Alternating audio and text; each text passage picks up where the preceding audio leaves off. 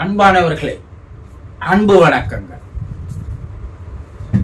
நீங்களும் உங்கள் குடும்ப அங்கத்தினர்கள் அனைவரும் நல்ல உடல் நலத்தோடு, நல்ல மனநலத்தோடு, வாழ்க்கை வளத்தோடு, நீண்ட ஆயுளோடு, நிறைந்த மெஞ்ஞானம் பெற்று வாழ எல்லாம் வல்ல தெய்வீக பேராற்றலிடம் உங்களுக்காக நாள்தோறும் பிரார்த்தனை செய்கிறேன்.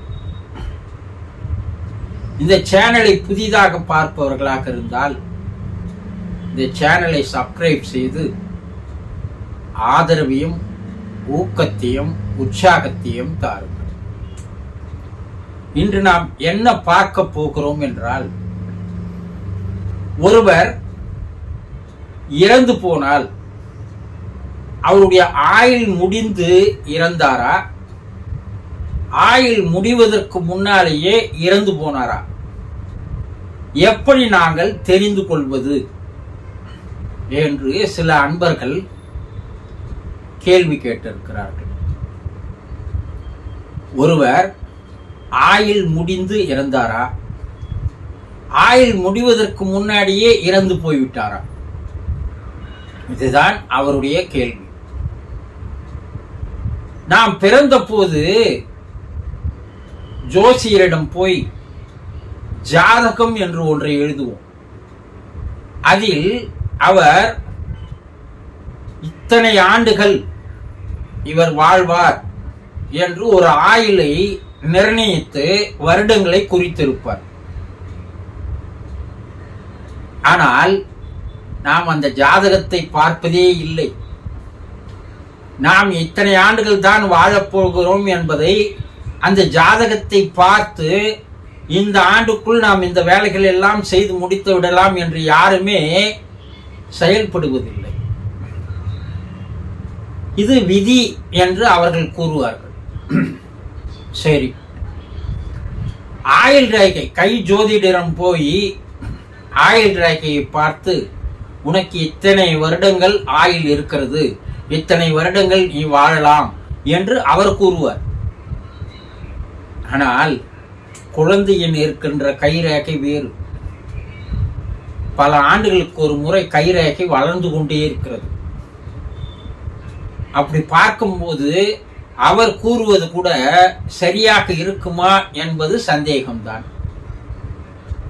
ஆனால் ஜாதகத்தில் இருக்கின்ற குறிப்பிட்ட அந்த ஆயுளை விட, கைரேகை நிபுணர் குறிப்பிட்ட அந்த ஆயுளை விட மதியை பயன்படுத்தினால் பல ஆண்டுகள் அதிகமாக வாழ முடியும் என்பதை வாழ்ந்து காட்டினார்கள் சித்தர்கள். சிலர் மதியை பயன்படுத்தாமல் அவர்கள் குறிப்பிடுகின்ற அந்த ஆண்டுகளுக்கு முன்னாடியே கூட இறந்து போகிறார்கள். அப்போ ஒருவர் ஆயுள் முடிந்து இறந்து போகிறவர்கள் இந்த காலத்தில் ஒரு சிலரே தவிர மற்றவர்கள் எல்லாம் ஆயுள் முடியும் முன் தான் இறந்து போகிறார்கள். இதுல இன்னும் ஒரு சிலர்,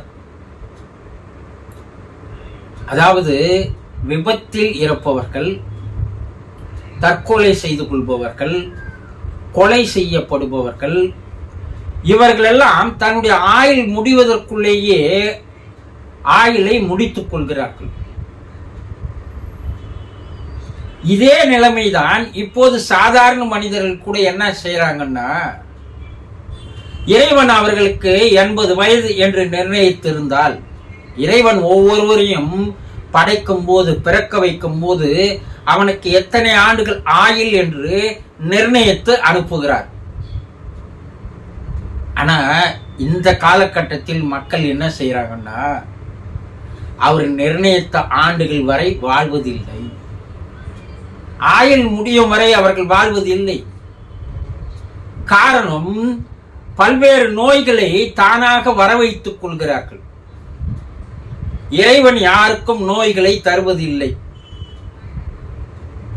சில 1-2 பெரிய நோய்களை தவிர, கர்மாவின் அடிப்படையில் வருகின்ற நோய்களை தவிர, இந்த சர்க்கரை வியாதி, இந்த உடம்பு பருத்து போகுதல், ஒபிசிட்டி என்று சொல்லுவார்கள், இதெல்லாம் மனிதர்களாக்கிய இவர்களை தேடிக்கொள்கின்ற நோய்கள். அந்த காலத்துல எதை சாப்பிட்டா உடல் ஆரோக்கியமாக இருக்கும், ஆயுள் நீடிக்கும், நோய் எதிர்ப்பு சக்தி அதிகமாக இருக்கும் என்பதையெல்லாம் நம்முடைய முன்னோர்கள் பாட்டனார்கள் எல்லாம் சரியாக ஆராய்ந்து அதன்படி அவர்கள் சாப்பிட்டார்கள். 100 வயது வரை நோய் நொடி இல்லாமல் வாழ்ந்தார்கள். ஆனா இன்றைய மக்கள் எதையெல்லாம் சாப்பிடக்கூடாதோ அதையெல்லாம் தான் சாப்பிடுகிறார்கள். இதனால் என்ன வருது? சர்க்கரை நோய் வருகிறது. சர்க்கரை நோய் வரும்போது அதனுடைய தொடர்பு நோய்களாக இருதய நோய் வருகிறது, இருதய அடைப்புகள் வருகிறது, ஹார்ட் அட்டாக் வருகிறது, கிட்னி ஃபெயிலியர் ஆகிறது. இப்படி சர்க்கரை நோயை தொடர்ந்து ஒரு 5-6 விதமான நோய்கள் தொடர்ச்சியாக மனிதனுக்கு வருகிறது. இப்போ இந்த சர்க்கரை நோயை வர வைத்துக் கொண்டவன் யார்? மனிதர்கள் தானே. ஹார்ட் அட்டாக் என்று வருகிறது என்றால் அது இறைவன் தருவதல்ல, இவர்களாக தேடிக்கொள்வது. கிட்னி ஃபெயிலியர் ஆகுது அண்ணா இவர்களாக தேடிக்கொள்வது. சர்க்கரை நோய் அதிகமான டயாலிசிஸ் போக வேண்டிய நிலை வருகிறது, அப்ப கிட்னி ஃபெயிலியர் ஆகிறது. சர்க்கரை நோயே அனைத்துக்கும் காரணமாக வரிசையாக பல நோய்கள் எடுத்து வந்து மனிதனுக்கு சேர்க்கிறது. இப்போ இப்படி இவன் நோய்களை சேர்த்துக் கொள்வதனால் இறைவன் தந்த 80 வயதை இவன் 65 வயதிற்குள்ளேயே அந்த நோய்களால் இவனே இறந்து போகிறான். இப்ப ஆயுளுக்கு முன்னாடியே இறந்து போகிறார்கள் அல்லவா? இன்று எங்க பார்த்தாலும் சர்க்கரை நோய், எங்க பார்த்தாலும் ஹார்ட் அட்டாக் இல்லையா? எல்லா நோய்களுக்கும் இன்று பிறப்பிடமாக வந்து சேர்ந்து வளர்கின்ற இடமாக மனிதன் தன்னுடைய உடலை வைத்துக் கொள்கிறான். அப்போ ஆயுள் முடிவதற்கு முன்னாடியே இறந்து போகிறவர்கள் எண்ணிக்கை 70-80% மேல் இன்றைய காலகட்டத்தில் இருக்கிறது என்று விஞ்ஞானிகள், மருத்துவர்கள் ஆராய்ச்சிகளின் மூலமாக கூறுகிறார்கள். இவர் இன்னும் பல ஆண்டுகள் இருந்திருக்கலாம். இவர் மதுவை அதிகமாக குடித்து குடித்து கல்லீரலை இவரை பாழடித்துக் கொண்டதால் இவரே இறப்பை தேடிக்கொண்டார் என்று மருத்துவர்கள் கூறுகிறார்கள். இவர் இன்னும் பல ஆண்டுகள் இருந்திருக்கலாம். ஆனா தொடர்ந்து புகைப்பிடிப்பதால் இவருக்கு நுரையீரலில் பல்வேறு பிரச்சனைகள் வந்து அதனால் இவர் இறந்து போகிறார். இவர் இன்னும் பல ஆண்டுகள் இருந்திருக்கலாம். ஆனா குட்கா போன்ற போதைப் பொருட்களை சாப்பிட்டு சாப்பிட்டு வாய் முழுவதும் கேன்சர் வந்து அது வயிற்றிலேயும் கேன்சரை உருவாக்கி இவராகவே தன்னுடைய உயிரை மாய்த்து கொண்டார். கொஞ்சம் சிந்திச்சு பாருங்க. இததான் அக்காலத்தில் திருமூலர் என்ன சொன்னாரு? உடம்பால் அழியின் உயிரார் அழிவர். உடம்பை நீ கத்துக்கணும்னா உன் உயிர் சீக்கிரமா போயிடும். இறைவன் கொடுத்த ஆயுளை நீ முழுமையாக கழித்து விட்டு செல்ல முடியாது. அதற்கு முன்னாடியாகவே நீ இறந்து போகிறாய் என்பதை சித்தர்கள் எப்போதே கூறினார்கள். உடம்பால் அழிந்து போவீர்களேயானால், உடம்பில் நோய்களை நீங்கள் சேர்த்துக் கொள்வீர்களேயானால் உடம்பு அழிந்து போகிறது. அதனால் உயிர் சீக்கிரமாக வெளியேறி விடுகிறது. அந்த உடம்பு இனிமேல் வாழத்துக்கு தகுதியான உடம்பு இல்லை என்றது உயிர் கணித்த பிற்பாடு இனி இந்த உடம்பில் நாம் இருப்பதற்கு சரியல்ல என்று அது வெளியேறி விடுகிறது. இப்ப சொல்லுங்க, இறைவன் கொடுத்த ஆயுள் பிரகாரம் மனிதர்கள் வாழ்கிறார்களா என்றால் இல்லை. ஆனா சித்தர்கள் என்ன சொல்றாங்க? இறைவன் உனக்கு 80 வயது ஆயுள் நிர்ணயித்து அனுப்பி இருந்தால் நீ உன்னுடைய மதியை, அறிவை நீ பயன்படுத்தி உடம்பை சரியான வகையில் நீ அதை தயாரித்துக் கொண்டால் உன்னுடைய ஆயுள் 80 வயதிற்கு மேலேயும் உன்னால் வாழ முடியும் என்பதை சித்தர்கள் நிரூபித்து காட்டினார்கள். இறைவன் கொடுத்த ஆயுளை விட அதிகமான ஆயுளை வாழ முடியும் என்பது நிரூபிக்கப்பட்ட உண்மைகள்.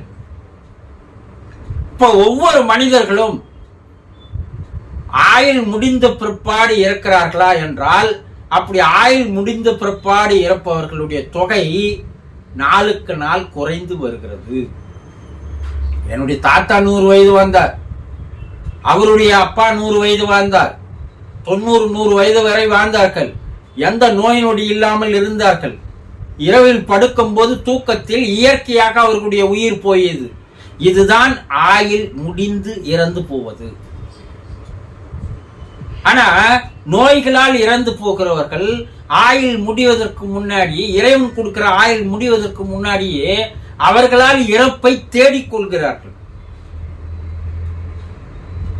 அப்போ ஆயுள், இறைவன் கொடுத்த ஆயுளுக்கு முன்னாடி இறப்பது என்பது மனிதன் தானாக தேடிக்கொள்ளுகின்ற ஒரு நிகழ்வு.